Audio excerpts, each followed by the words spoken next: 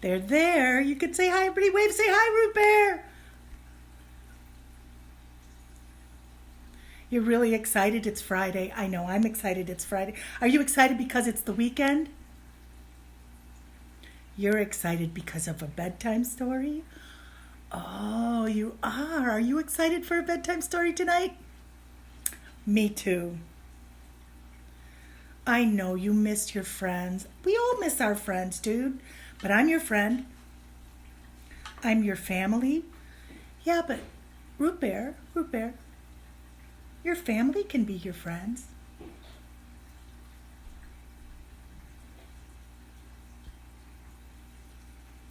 I am serious. Then you have friends here, don't you? Yeah, do you have friends with you? Are you with your family? Yeah. And if your family's there, they're your friends too. Do they play with you sometimes? I do too.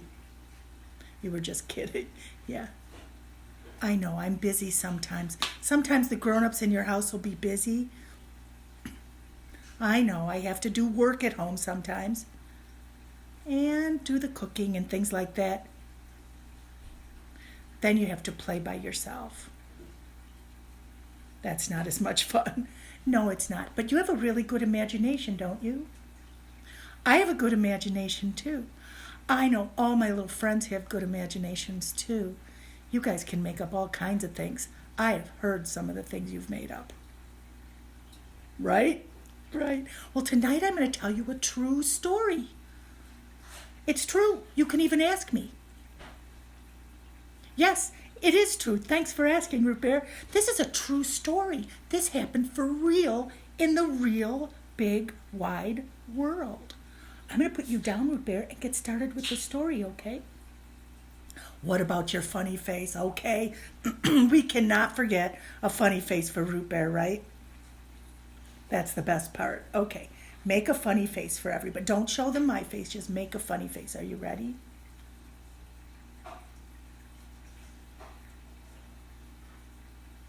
Hey, where'd your face go? Ah! Rootbear, come back, come back. You are hilarious. You want to sit down and listen to this story? Are you all sitting down and listening to this story too?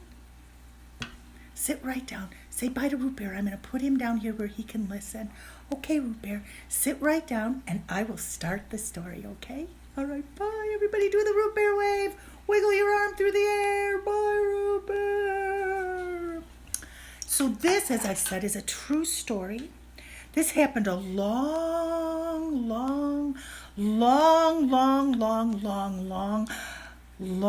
time ago. Not when I was a little girl, but when my kids were little. I used to teach a first grade class at St. Anne's School in Cadillac. It's true. I was a first grade teacher. I love teaching first grade. Now, in my class, there was a boy, his name was Alan. And Alan was like genetically programmed to be first in line. He loved to be first in line. When you line up, do you like to be first? Alan would do anything to be first. When it was his week to be first in line, he would puff out his chest and he'd say to everybody, "Dude, I'm line leader this week." And he would walk to the front of the line nice and slowly. Now, he'd talk like this because he was missing his front teeth, like a lot of you are missing your front teeth in the front. So Alan said, "I'm the line leader this week." Now, Alan, I have to tell you, this school was just a little school. There was only one kindergarten class, one first grade, one second grade, one third, and one fourth grade, and one fifth grade class. And so at lunchtime, all those children would go out to recess together. And they would be out on the playground. Now, our playground, it wasn't a great big playground. It was sort of like you had to go out the building, and after lunch, they'd walk out by the gym, and there was a big blacktop parking lot there. And then on the other side of the blacktop parking lot, there was a big sand lot. And in the sand lot, there were some swings and a big slide and some tires to run through and some other thing. Oh, and way in the back, there was this snail climber jungle gym thing that you could climb up, but that was way in the far end. Now, Alan would go out to recess, and every single day, he had like this this sixth sense where he could tell when the bell was going to ring. You know how some kids will play by the front of the line and just stay really close, or like I know there were kids in my music class who would go stand by the door before when we were all dancing when it was getting to be close to time to leave, but not Alan. He would play the whole time, and all of a sudden something would just pop in his head and he would say, "Dude, the bell's about to ring." And he would run as fast as he could go, and he would stand in the front of the line, and as soon as he would get there, ring, the bell would ring, and then all the other kids boom, boom, boom, boom, boom, boom, boom, would come piling in behind him, and he would walk in, puffing out his chest, the first in line in the whole school. Awesome sauce. Now, one day, it was the springtime, about this time of the year, and the weather was warmer, and so Alan was wearing short pants, and he was also wearing the sneakers that he got in the fall. Now, you know how when you get your new shoes in the fall, the bottoms are really, grippy, and they're not very smooth, but by the springtime, they're kind of worn just a little bit and a little smoother and more slippery. Well, Alan had on his sneakers that he was wearing, that he had gotten in the fall. And on this particular day, he was way in the back of the playground, hanging upside down on the snail climber. Now, I'm thinking to myself that maybe because he was upside down, it scrambled his sixth sense for when the bell was going to ring. Because while he was upside down in the back of the playground, all of a sudden he heard and all the children started running as fast as they could go, running to get into line. And Alan is still hanging upside down, and he says to himself, "Dude, I'm going to be last in line." So he jumped down, boom, and he landed on his feet, and he started to run, boom, boom, boom, as fast as he could go, as fast as he could go. And all of a sudden, he hit where the sand hits the blacktop. And there was sand on that blacktop, and he started to slide, and he started to skid, and he went... and he scraped across that blacktop. Man, oh man, Salona, he was just laying there on the blacktop in shock. He skinned every part of his body, but I have to tell you something. He did not even cry. Not a single tear, not one. He just sat himself up, and he looked at his knees, and he got up, and he walked toward the door. Now, I was in my classroom. At lunchtime, I would work really hard all the time getting things ready for my children's afternoon, getting all the work ready. And so I was in my rocking chair working really hard like this.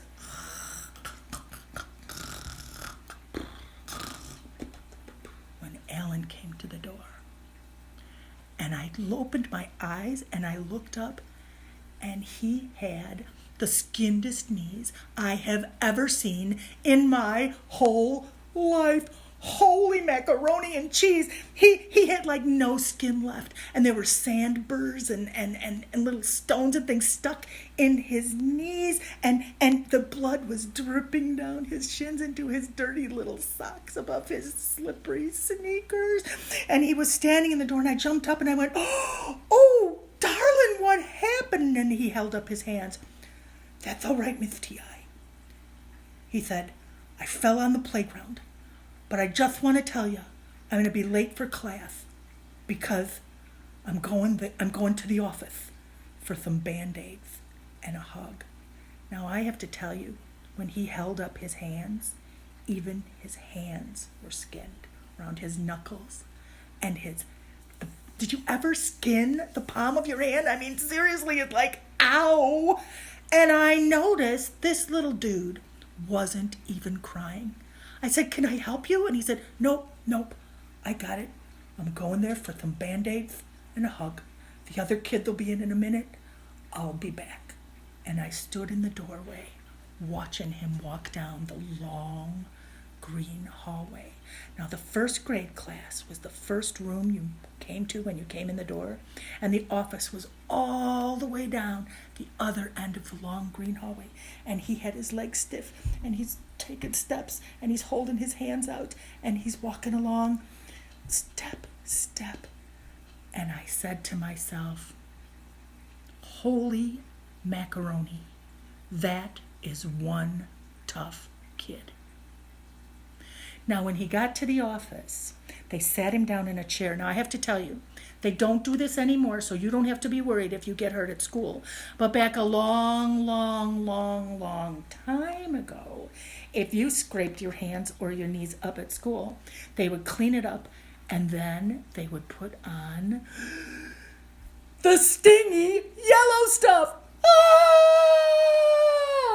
So Alan's in the office. They cleaned up his knees. They had to pick stuff out with the tweezers, and then they put on the stingy yellow stuff. Ah! And even when they did that, he didn't even cry. Everybody's going and blowing on his knees, and he's going, ah, ah. But he didn't even cry when they put on, say it with me, the stingy yellow stuff. Ah!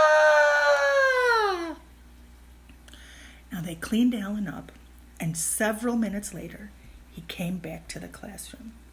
And when he walked in the door, he had these enormous Band-Aids on his knees. You know, the ones that are about as big as your face? He had those on his knees. He had Band-Aids crisscrossed around the palm of his hands, wrapped around his finger knuckles, and he even had a Batman Band-Aid on his nose.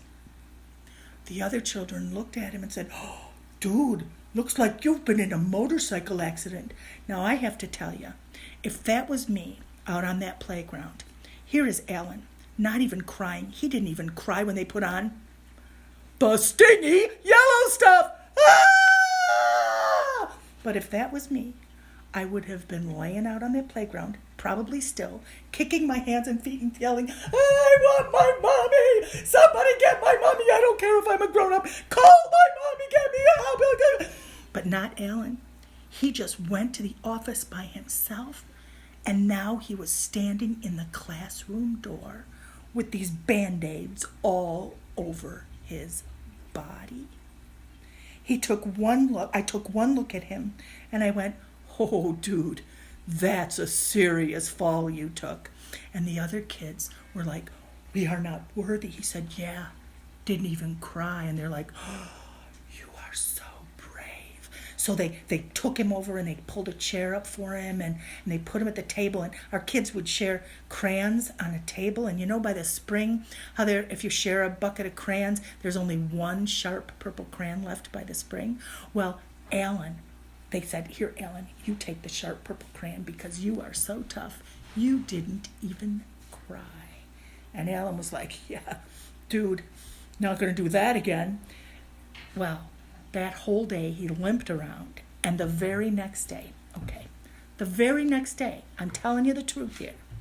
Once again, I was sitting in my rocking chair working really, really hard on my teacher stuff.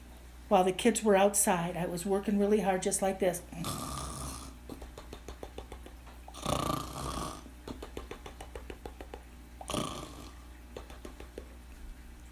When Alan appeared in the door again. This time, he looked very different. His lip was sticking out.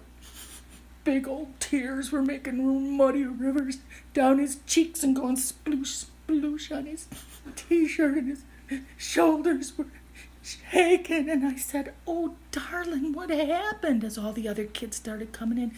"Did you fall on those sore knees?" And he said, "No." And I said, What happened?" He said, "I was out on the swings, and some kid called me stupid." Now his friend Ian went up to him, and they were like BFFs. Ian put his arm around Alan, and he said, "Don't listen to him, Bud." I'm not sure if Ian knew anybody's name because he called everybody Bud. "Don't listen to him, Bud," he said. "Sticks and stones can break your bones, but words can never hurt you." And I said, "Stop. Hold the phone. That's a lie." I said, "Yesterday, Alan had sticks and stones stuck in his body. They took them out with the tweezers, and then they put on the stingy yellow stuff." Ah! And he didn't even cry. And now look at him. And Alan is crying And then Jackie pipes up and she says, yeah, why do they tell us stuff like this? You know, just last weekend, my mommy was going to have a dinner party. Now, Jackie loved to tell a story. She would talk. And she was having a dinner party. And so she went to the beauty parlor and she got her hair all done up fancy. And she went and she got out Grandma's fancy silverware, but it was all like brown and gray and really icky looking. And so she took out this smelly stuff and put on these pink rubber gloves. She got don't talk. And then she put the smelly stuff on and she cleaned them all really, really good. And the table was all set. And there were flowers on the table. And Mommy had her pearls on and she had her fancy apron. And when the silverware was all shiny and clean, she washed it in the sink and she put it on a tray. And I was carrying it out to the table to put on the table. And I sort of dropped it in the dog dish. And Mommy said, Jackie, you're so clumsy. And Jackie said, but I'm not clumsy. I'm helpful. And then Johnny piped up. Now, Johnny was the nicest boy in the class. Everybody liked Johnny. He never got mad at anybody. Nobody ever got mad at him. He never reached for the purple crayon first, ever. He always let someone go first. He would say please and thank you. He would even clean up the block center, even if he didn't leave the mess. Even the girls liked Johnny. He was just the nicest boy. Nobody heard anything mean out of him ever, ever, ever. And Johnny piped up and he said, my brother calls me Boogerhead. We were shocked. We had never heard anything like that out of Johnny. And we all looked at him. He said, he calls me Boogerhead all the time. Sometimes he calls me Boogerhead in front of his friends and then they all laugh and think it's hilarious. One time he called me Boogerhead and Grandma heard and she made him go to his room, and then when I got $1 and he didn't, and that wasn't so bad. But I don't like to be called Boogerhead. And I said, Johnny, I don't think I would like to be called Boogerhead either. Would you like to be called a mean name like that? I don't think so. I don't like mean names like that at all, ever. And so I said to those children, you know what? When I hear something that's not true, I say, stop, hold the phone, that's a lie. And then I do something to change it. And so I said to those children, sat them down next to me. We skipped math that day. But that's okay, because sometimes important things happen and you have to take care of those important things, right? Right. So I had them all gather around, and Alan was sitting next to me, and by this time someone had given him a tissue, so he wasn't wiping his nose on his sleeve quite so much. And I said, if sticks and stones can break your bones, what can words break? That's right, your heart. That's right, they can break your heart. I said, look at Alan. Yesterday he had sticks and stones stuck in his body. And he didn't even cry. And today, someone says mean words.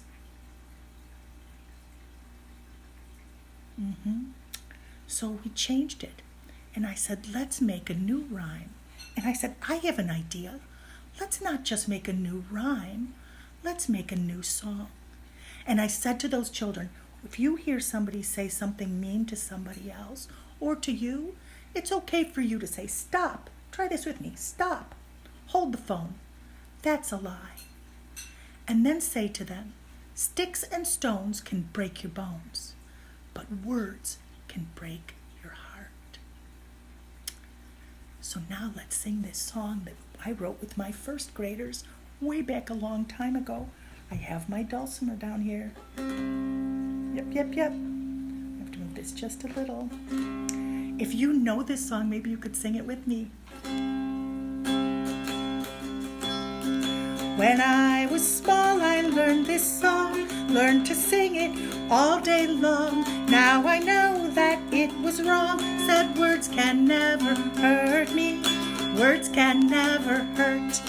But sticks and stones can break your bones, sticks and stones can break your bones, sticks and stones can break your bones, but words can break your heart, words can break your heart. Those unkind words you say to me hurt me where you cannot see, make me think I'll never be good enough to love, good enough to love. Sing it with me. Sticks and stones can break your bones. Sticks and stones can break your bones. Sticks and stones can break your bones. Words can break your heart. Words can break your heart. Dumb and stupid hurt me so. Make me think my brain can't grow. Make me think I'll never know. Enough to make me smart. Enough to make me smart. Sing again. Sticks and stones can break your bones. Sticks and stones can break your bones. Sticks and stones can break your bones, but words can break your heart. Words can break your heart. So choose your words so carefully. Fill them with your love for me. Make it clear I'm already good enough to love. Good enough to love. We are. Sticks and stones can break your bones. Sticks and stones can break your bones. Sticks and stones can break your bones. Words can break your heart. Words can break your heart. Nanny, nanny, boo, boo. Nanny, nanny, nanny. You are such a sweetie.